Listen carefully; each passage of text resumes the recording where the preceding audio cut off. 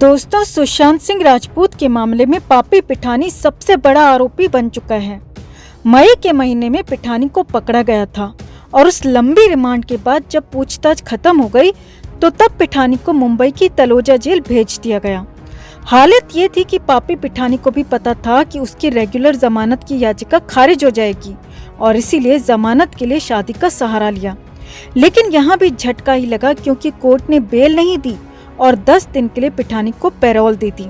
अब जिस दिन शादी के नाम पर पिठानी को पैरोल मिली, जिस शादी के नाम पर पिठानी ने प्लान बनाया और जिस शादी को लेकर कहा जा रहा था कि पिठानी शादी के बहाने फरार हो सकता है, तो पापी पिठानी की उसी शादी में खासा बवाल हुआ, हंगामा हुआ। जी हाँ, हैदराबाद में पिठानी की शादी में खासा बवाल हुआ। हालत ये थी कि पापी पिठानी जाकर कमरे में छिप गया और बाहर निकलने तक को राजी नहीं हुआ। रिचुअल्स तक रोकने पड़े। करीब 3 घंटे तक ये बवाल, ये हंगामा होता रहा। तो क्या क्या हुआ पापी पिठानी की शादी में, कैसे हंगामा हुआ और क्यों डरकर छिप गया पिठानी, आपको बताते हैं सब कुछ। आप भी चैनल के साथ जुड़कर हमारी ताकत बढ़ाएं। पिठानी के डर को लेकर कमेंट जरूर करें। जस्टिस फॉर सुशांत के लिए इस खबर को ज्यादा से ज्यादा लाइक और शेयर भी जरूर करें। तो पिठानी के बारे में खबर है कि उसे 10 दिन की पैरोल मिली थी, तो वो 23 जून को अपने घर हैदराबाद पहुंच गया और फिर 26 जून का दिन पहले से ही शादी के लिए तय था। पिठानी की शादी के लिए उसके घर के पास ही कुशाईगुड़ा में एक छोटा सा वेन्यू बुक किया गया था।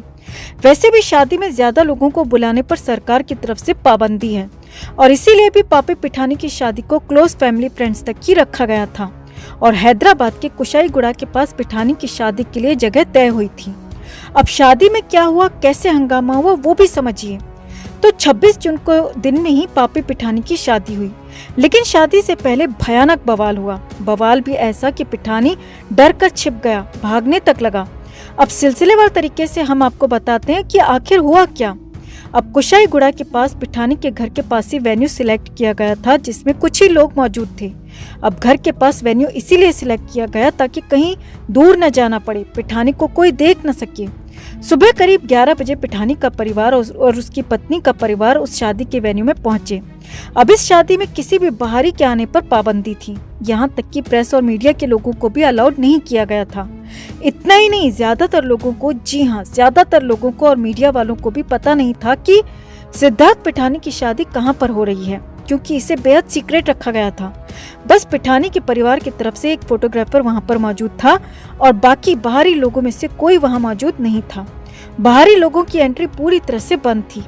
अब वेन्यू में पहले से ही तैयारियां पूरी हो चुकी थी, सब कुछ तैयार था, बस पिठानी और उसकी पत्नी को परिवार सहित पहुंचना था।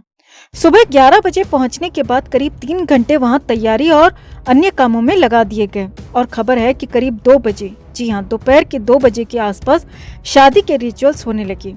दोपहर 2 बजे शादी के मंत्र उच्चार शुरू हुए और शादी के संस्कार होने लगे। लेकिन तभी, जी हाँ, तभी बाहर से कुछ आवाजें भी आने लगी। खबर है कि पापी पिठानी की शादी अंदर हो रही थी और उसी वेन्यू के बाहर कुछ लोग जमा हो गए क्योंकि 11 बजे के आसपास पिठानी वहां पहुंचा, तो हो सकता है कि किसी को इस बात का पता लग गया हो कि यहाँ पर पिठानी की शादी हो रही है। तो वहां पर कुछ लोग पहुंच गए और जस्टिस फॉर सुशांत सिंह राजपूत की बात कहने लगे। ये बड़ी खबर है दोस्तों। अब वहां पर सुरक्षा गार्ड्स भी थे, लेकिन सुशांत को सपोर्ट कर रहे लोग अपने ही अंदाज में जस्टिस फॉर सुशांत की बात कहने लगे, नारे लगाने लगे। इस दौरान खबर है कि गार्ड्स के साथ भी कुछ झड़प हुई। हालांकि सुशांत के सपोर्टर्स ने ऐसा कुछ भी गलत नहीं किया, बल्कि गार्ड्स उन्हें जबरदस्ती रोकने की कोशिश कर रहे थे, इसीलिए झड़प हुई। लेकिन ये बहुत हल्की झड़प थी। अब इसके बाद जो हुआ वो तो हैरानी भरा था दोस्तों। खबर है कि पापी पिठानी इस छोटी सी आवाज पर ही घबरा गया। जी हाँ, वहाँ सिर्फ 2 से 4 लोग मौजूद रहे होंगे जो कि सुशांत का नाम ले रहे थे। लेकिन खबर है कि उस मैरिज हॉल के अंदर पापी पिठानी की हालत खराब हो गई। पिठानी ने रिचुअल्स को बीच में ही छोड़ दिया। ये बड़ी खबर है और खबर यहाँ तक है कि पिठानी रिचुअल्स को बीच में ही छोड़कर ऊपर वाले फ्लोर में जाकर कहीं छिप गया। और खबर ये भी है दोस्तों कि शादी की रस्मों को बीच में ही रोकना पड़ा। बताया जा रहा है कि पिठानी बेहद डरा हुआ था, घबराया हुआ था। उसकी हालत इतनी खराब थी कि वो तब तक शादी के लिए तैयार नहीं हुआ जब तक बाहर खड़े वो 2-4 लोग वहां से चले नहीं गए। खबर है कि करीब 3 घंटे तक वहां पर बवाल हंगामा होता रहा। सुशांत के चाहने वाले कुछ लोग पूरी शांतिपूर्ण ढंग से अपनी बात रख रहे थे, सिर्फ सुशांत का नाम ले रहे थे, इसके अलावा कुछ भी नहीं कर रहे थे।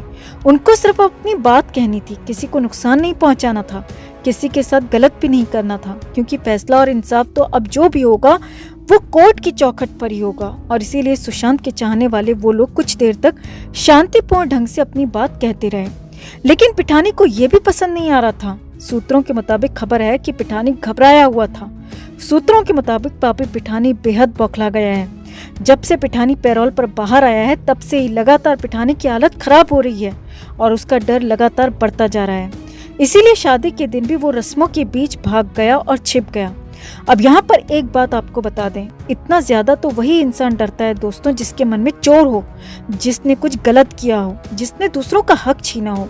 यानी कि कुछ न कुछ चोर तो पापी पिठानी के मन में है, तभी इस पापी पिठानी को इतना डर लग रहा है। और इसी बात की खबर हैदराबाद से आई है कि वो अपनी शादी में ही बुरी तरह से डर गया, घबरा गया और यहाँ तक कि छिप गया। उसको संभालना पड़ा, रोकना पड़ा। करीब 3 घंटे बाद मामला शांत हुआ तो तब वहां पर सुरक्षा गार्ड ने पिठानी और उसके परिवार को बताया कि वहां पर कोई नहीं है, अब वहां पर किसी तरह की आवाज नहीं आ रही है, जो लोग थे वो चले गए हैं। तभी जाकर पिठानी शादी के लिए तैयार हुआ और कमरे से बाहर आया जहां पिठानी छपा हुआ था, और उसके बाद ही शादी की रस्में पूरी की गईं। इसके बाद भी वो डरा हुआ था। सूत्रों के मुताबिक पिठानी इसके बाद भी बेहद घबराया हुआ था और उसी तरह घबराहट के बीच पिठानी की शादी पूरी हुई। उसी डर और घबराहट के बीच पिठानी और उसका परिवार अपने घर भी पहुंचा।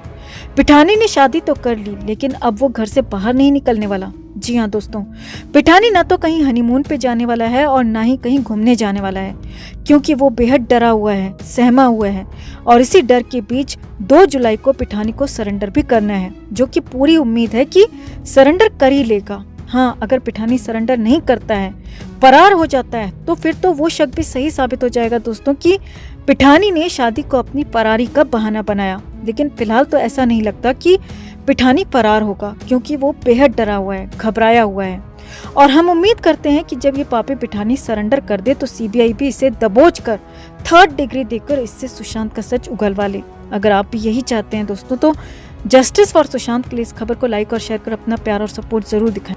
दोस्तों, इंडिया टुडे एक ऐसा ग्रुप है जिसके खाने के दांत इंडिया टुडे चैनल है और दिखाने के दांत आज तक चैनल है।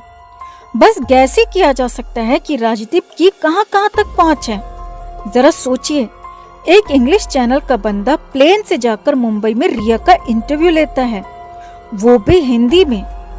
ऐसा नहीं लगता कि किसी ने उसको बोला होगा कि मुंबई आ जाओ, रिया का इंटरव्यू लेना है। स्पेशली राजदीप को ही क्यों, अर्नब को ही बुला लेते या फिर किसी और को ही ट्राई कर लेते। बाकी के लोग क्या बिकने को तैयार नहीं थे? इंग्लिश में इंटरव्यू लेने वाले व्यक्ति ने अचानक से इंटरव्यू लिया, वो भी हिंदी में। पूरी तरह से साजिश है। इसी से समझ में आ जाता है कि आपने एक स्पेसिफिक जर्नलिस्ट को ही चुना और उससे अपनी रिया को निर्दोष दिखाना चाहा दुनिया के सामने, और सुशांत को ड्रगी। इसका क्या मतलब है? कौन था सुशांत को ठिकाने लगाने वाला? वही लोग जिन्होंने राजदीप को फोन करके बुलाया होगा। बताइए संजय राउत, उद्धव चाचा कहाँ से बोलेंगे? ये लोग बस वही बोलते हैं जो इन्हें पसंद है। कितने दिन तक सब कुछ मैनेज करेंगे? याद रखिए, ऊपर वाले के घर देर है, अंधेर नहीं। जब उसकी लाठी चलेगी ना, तब कोई नहीं बचेगा।